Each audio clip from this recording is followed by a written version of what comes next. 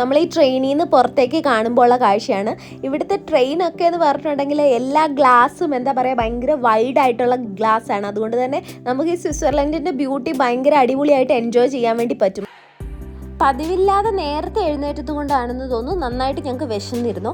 അങ്ങനെ ഞങ്ങൾ Lucerne railway സ്റ്റേഷനിൽ കുറച്ച് സമയം നമുക്ക് കിട്ടിയിരുന്നു. അപ്പോൾ നമ്മൾ അവിടുന്ന് കുറച്ച് സാൻഡ്വിച്ചൊക്കെ കഴിച്ചു. അതായിരുന്നു ഇന്നത്തെ ബ്രേക്ക്ഫാസ്റ്റ്. ശരിക്കും പറഞ്ഞാൽ ഒരു തട്ടിക്കൂട്ട് ബ്രേക്ക്ഫാസ്റ്റ് എന്ന് തന്നെ പറയാം. കാരണം നമ്മുടെ എയിം എന്ന് പറഞ്ഞാൽ മാക്സിമം സ്ഥലങ്ങൾ കവർ ചെയ്യുക, മാക്സിമം ഇതിൻ്റെ ബ്യൂട്ടി എൻജോയ് ചെയ്യുക എന്നുള്ളതായിരുന്നു.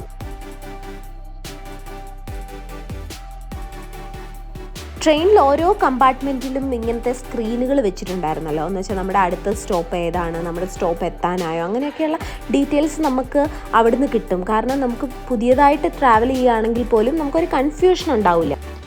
നമ്മൾ വിസിറ്റ് ചെയ്തത് മെയ് എൻഡ് ആയതുകൊണ്ട് തന്നെ അവിടെ സമ്മർ സീസൺ തുടങ്ങിയിരുന്നു. മഞ്ഞൊക്കെ എന്താ പറയുക ഉരുകി തുടങ്ങുന്ന ഒരു സ്റ്റേജ് ആയിരുന്നു.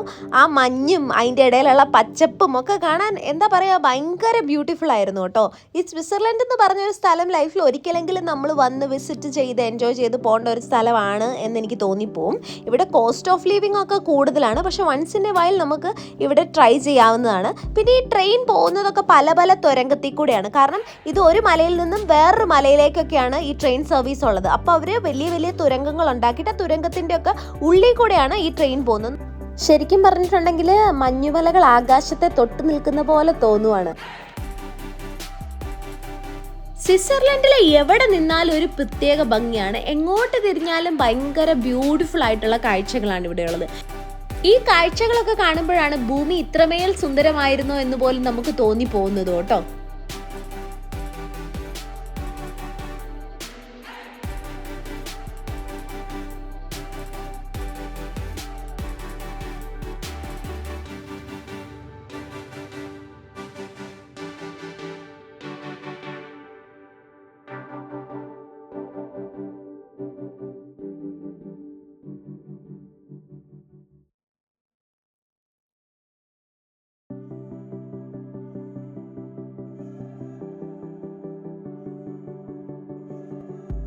അങ്ങനെ ഫൈനലി നമ്മൾ കുറേ ട്രെയിനൊക്കെ മാറിക്കയറി കുറച്ച് സമയത്ത് യാത്രയ്ക്കൊക്കെ ശേഷം നമ്മുടെ കെൻഡർസ്റ്റേക്ക് എത്താൻ വേണ്ടി പോവുകയാണ് കേട്ടോ. ഇവിടെ ഇപ്പം ട്രെയിനിലെ ഡിസ്പ്ലേയിൽ നമുക്കത് കറക്റ്റായിട്ട് ഹൈലൈറ്റ് ചെയ്തിട്ടുണ്ട് നെക്സ്റ്റ് സ്റ്റോപ്പ് കെൻഡർസ്റ്റേക്ക് ആണെന്ന്. ഫൈനലി നമ്മുടെ ബ്യൂട്ടിഫുൾ ഓഷ്യൻ ലേക്ക് ലൊക്കേറ്റ് ചെയ്തിരിക്കുന്ന കെൻഡർസ്റ്റേക്ക് റെയിൽവേ സ്റ്റേഷനിലേക്ക് അടുത്തുകൊണ്ടിരിക്കുകയാണ് കേട്ടോ. അങ്ങനെ ഞങ്ങൾ ട്രെയിൻ ഇറങ്ങി കഴിഞ്ഞപ്പോഴാണ് ഞങ്ങൾക്ക് മനസ്സിലാകുന്നത് കുറേ ആൾക്കാർ ആ ട്രെയിനിലുണ്ടായിരുന്നു എന്ന്. ഈ സ്ഥലത്തിൻ്റെ വ്യൂ ആണ് നിങ്ങളിപ്പോൾ കാണുന്നത്. ഇവിടുന്ന് കുറച്ച് നമുക്ക് അങ്ങോട്ടേക്ക് ട്രക്ക് ചെയ്ത് പോകാനുണ്ട്. അതായത് നമ്മൾ കുറച്ച് നടന്നിട്ട് അവിടെ ഒരു കേബിൾ കാർ കിട്ടും. ആ കേബിൾ കാറിൽ കയറിയിട്ട് വേണം നമ്മൾ ഒരു പോയിന്റിലെത്താൻ. അത് കഴിഞ്ഞ് വീണ്ടും നമ്മൾ കുറച്ച് ട്രക്ക് ചെയ്ത് പോയാലാണ് നമ്മുടെ ഓഷ്യൻ ലേക്ക്.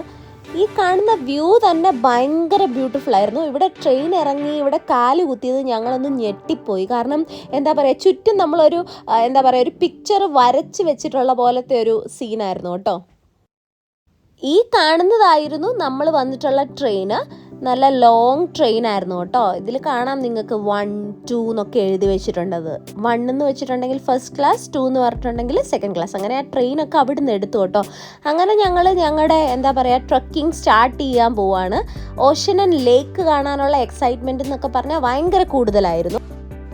അതായത് നമ്മുടെ ട്രെയിൻ ഇറങ്ങിയിട്ട് റെയിൽവേ സ്റ്റേഷൻ്റെ ലെഫ്റ്റ് സൈഡിൽ കൂടെയാണ് നമ്മൾ ഇങ്ങോട്ടേക്ക് പോകുന്നത് കേട്ടോ. കുറേ ആൾക്കാരൊക്കെ നമുക്ക് മുന്നേ നടക്കുന്നൊക്കെ ഉണ്ടായിരുന്നു. കുഞ്ഞു കൊച്ചിനെയൊക്കെ കൊണ്ട് ഒരു ഫാമിലിയൊക്കെ പോകുന്നൊക്കെ ഉണ്ടായിരുന്നു.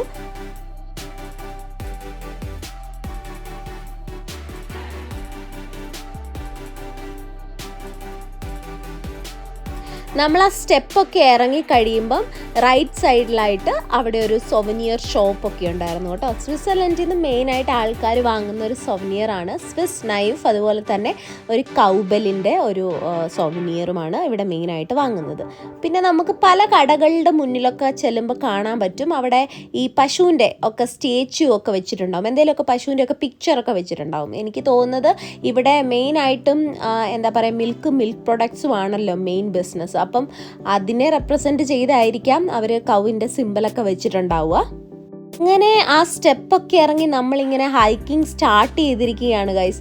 ഇവിടെ എന്ന് പറഞ്ഞിട്ടുണ്ടെങ്കിൽ നമുക്ക് കാണാൻ വേണ്ടി പറ്റും ഇറങ്ങിയ പാടെ നമുക്കൊരു എന്താ പറയുക സ്വർഗത്തിൻ്റെ പ്രതീതിയാണ് കേട്ടോ. ഇതൊക്കെ ഹോട്ടൽസ് ആണ് ഈ സൈഡിൽ കൂടെ ഉള്ളത്. നിറയെ ആൾക്കാർ ഓഷൻ ആൻഡ് ലേക്ക് എക്സ്പ്ലോർ ചെയ്തിട്ട് തിരിച്ചു വരുന്നുണ്ട്. പിന്നെ കുറച്ച് ആൾക്കാർ അങ്ങോട്ടേക്ക് എക്സ്പ്ലോർ ചെയ്യാൻ വേണ്ടി പോകുന്നുണ്ട്. നല്ല പ്രായമായ ആൾക്കാർ മുതൽ ഹൈക്ക് ചെയ്യാൻ എന്താ പറയുക ഇങ്ങനെ നടക്കുന്നതൊക്കെ നമുക്ക് കാണാൻ വേണ്ടി പറ്റും.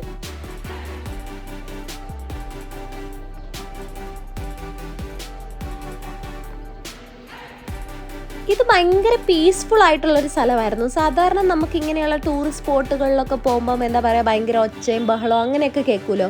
ഇവിടെ എന്ന് പറഞ്ഞാൽ ഭയങ്കര പീസ്ഫുൾ ആയിരുന്നു.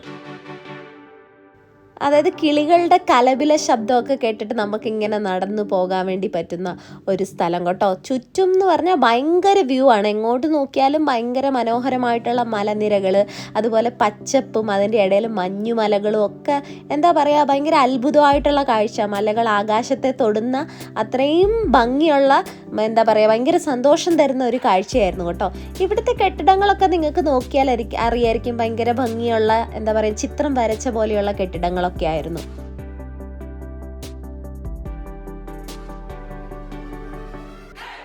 ഇത് എന്തോ ഒരു ഷോപ്പാണ്. അതിൻ്റെ മുന്നിൽ കണ്ടോ ഒരു പശുവിൻ്റെ ഒരു സ്റ്റാച്ചു. ഇവിടെ എല്ലാ സ്ഥലത്തും തന്നെ നമുക്ക് ഇങ്ങനെ പശുക്കളുടെ സ്റ്റാച്ചു കാണാം, ഞാൻ നേരത്തെ പറഞ്ഞതുപോലെ. അങ്ങനെ കുറച്ച് നടന്ന് നീങ്ങിയപ്പോഴാണ് ഇങ്ങനെ ഒരു എന്താ പറയുക അരുവി കാണുന്നത്. ഈ അരുവിയിലെ വെള്ളത്തിൻ്റെ കളർ നിങ്ങളൊന്ന് ശ്രദ്ധിച്ചു നോക്കുക. എന്താ പറയുക ഭയങ്കര തെളിനീര് പോലെയുള്ള വെള്ളം എന്നൊക്കെ പറയൂലേ, എന്താ പറയുക ഒട്ടും അഴുക്കില്ല ആ വെള്ളത്തിൽ. ആ കാണുന്നത് ഒരു പള്ളിയാണ് കേട്ടോ. ആ പള്ളി തന്നെ കാണാൻ എന്ത് ബ്യൂട്ടിഫുൾ ആണ്. ശരിക്കും നമ്മൾ പറഞ്ഞ ഭയങ്കര എന്താ പറയുക തെളിനീര് പോലത്തെ വെള്ളം. ഈ വെള്ളത്തിൽ ഒട്ടും തന്നെ ഇമ്പ്യൂരിറ്റീസ് ഉണ്ടെന്ന് തോന്നുന്നില്ല, കാരണം അത്ര അടിപൊളി വെള്ളം, അടിപൊളി സ്ഥലം. ബാക്കിയുള്ള ഹൈക്കിംഗ് വിശേഷങ്ങളുമായി അടുത്ത വീഡിയോയിൽ കാണാം. അതുവരേക്കും please do like, share and subscribe our YouTube channel. Thanks for watching.